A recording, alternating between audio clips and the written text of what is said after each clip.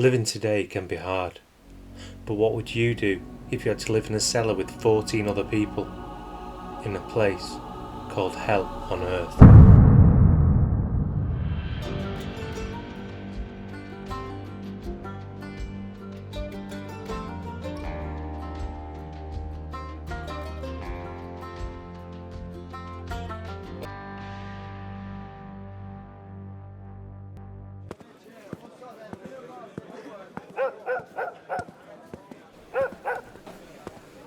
April 1848, and Joseph hurried down the busy cobbled streets of Manchester, running late and desperately trying to get to work on time to the offices at the New Bridge Street. The street was filled with people, but lately there seemed to be more and more in this area. There was a cart stopped in the street ahead, as two men piled rags, rubbish and bones into the back. As he passed, he pulled up his coat collar and pulled it tightly across his nose and his mouth, trying to guard from the smell. As he was walking on the cobbles, occasionally something would squelch under his shoes, something that was best not looked at, and his foot would slide out from under him, on the waste running down either side of the road. A young girl, dressed in rags and barefoot, stepped out in front of him, hands out raised, begging for change. He looked down at her. She could be no more than 7 or 8. But then he heard her speak, and upon hearing that girl's accent, he screwed up his face in disgust and carried on making his way through the bustling city. Streets away, Thomas Hannon was excitedly waiting the arrival of his family. He had been born in Ireland, but like thousands of other Irish, he had been forced to flee in the midst of the potato famine, to seek a better life. He arrived in Liverpool a year early in 1847, and within a few months had a job with regular work, and had been able to rent lodgings. Thomas was doing so well that had been putting money aside, and now he was able to send for his wife Margaret and their 3 children. He was beyond excited. He was constantly walking back and forth, walking to the window to look outside, to see if he could catch a glimpse of them when they arrived. But when they finally got there, they were all so happy to be reunited, and relieved that their struggles back home were now in the past. But 1 year later, in 1849, Thomas Hannon was now out of work. With no income and 5 mouths to feed, the Hannons soon became destitute. And Thomas became desperate, and despite the stigma, went to speak to the local poor relief officer, a Mr. Joseph Wheeler, to see if he could get any help for his struggling family. Joseph talked with Thomas and said he would call on him and visit his house in person to see what condition his family were living in. Thomas thanked Joseph and went back home to tell his family things were going to improve. However, later that day, Joseph Wheeler had brought up the case of the Hannon family with a member of the Manchester Board of Guardians, who had blessed Joseph for his naivety, and had told him the character of the Irish poor generally contained a vast amount of deception. Months had now gone by, and the family still had not seen or heard from Mr. Wheeler, and things had got drastically worse. Thomas and his family had now moved to a cellar below number 75 Spear Street.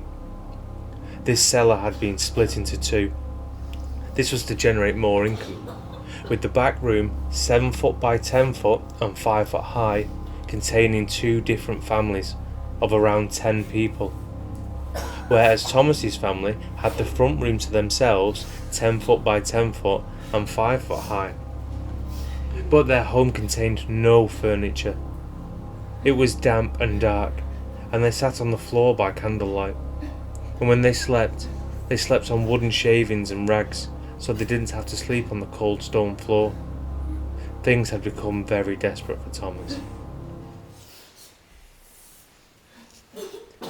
Around Christmas 1949, the family was visited by Reverend Henry Brown. He was a priest of the Roman Catholic Church on Mulberry Street, and he was out trying to aid the poor through the winter months. Upon spending some time in their home and talking with the family, Reverend Brown saw the desperate state that they were in, and over the next few days, he managed to secure some relief from 2 charitable funds. This was split between the occupants from both the rooms in the cellar, 15 people in total, at 2 shillings a week. The family also received handouts from local charities and kind neighbours. On this, the family survived till the following April.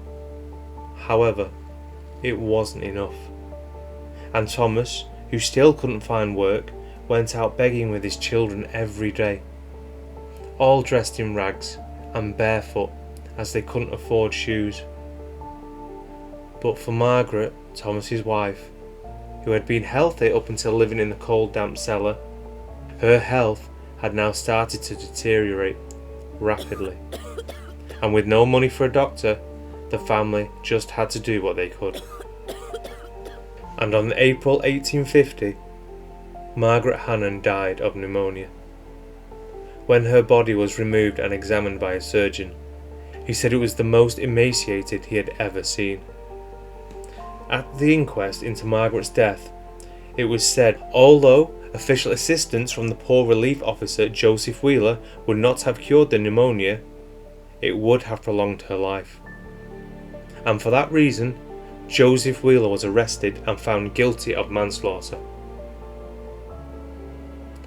However, this charge was dropped later by people unknown at Liverpool Assizes. I also cannot find what happened later on in life to Thomas and his young children. But that'll about do it. And to let you know, this story was not uncommon. There was many thousands of Italian, Irish, Scottish people who came to industrial Manchester. People came from around the world to see the first boom city and to find work. But it's probably fair to say the Irish got treated the worst and lived in some horrendous conditions that you probably wouldn't believe. Living in crowded basements with a floor that was damp soil. Strangers sharing beds, sleeping in shifts as up to 20 people shared a room. In Angel Meadow, known in the Victorian era as Irish Town, a 33-acre area was home to over 30,000 workers. Angel Meadow was described by Friedrich Engels as hell upon earth. Poverty was so bad that they had to lie flagstones flat over graveyards to protect the dead, as people were stealing grave soil as fertiliser and human bones to sell to glue factories. If you didn't know, the potato famine was at a time in Irish history when crops kept failing and there was a series of bad weather. A lot of people say the English created the famine, but I think it's more accurate to say Westminster created the famine. The political elite, lords and ladies, cared very little for anyone. Even if you were English, if you were poor, it was your own fault. And as I said in my workhouse videos, the poor were demonised. But still, the famine could have been avoided. Is there anything more dangerous than the rich and powerful? As John Mitchell famously declared, God sent the potato blight. So, as people starved and were being evicted in Ireland, Westminster made sure masses of food, beef, wheat, barley, corn, even potatoes were being exported from the country. A story I do like from this period though is about the Native Americans. The Choctaws learned about the famine from an Irish soldier who was overseeing the forced displacement of Native Americans. The Choctaws were sympathetic to the Irish because they had experienced starvation and disease on the Trail of Tears in 1847. The Choctaw people donated £170 to the Irish during the potato famine, which is equivalent to over $5,000 today. And then, in 2020, the Irish people donated over €2 million to help the Native American tribes that were affected by COVID-19. Well, that'll about do it, but please let me know what you thought of the story in the comments below. And don't forget to like and subscribe. Thanks again. Take care.